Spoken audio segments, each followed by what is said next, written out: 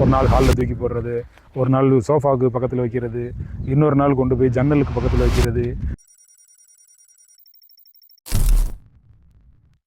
பணத்தை வைக்கும்போது ஒரே இடத்துல வச்சு பழகுங்க. உங்கள் வீட்டில் பீரோவில் ஒரு மரப்பெட்டியில் பணத்தை வைக்கிறீங்க அப்படின்னா அதே இடத்துல எப்போதும் வச்சு பழகுங்க.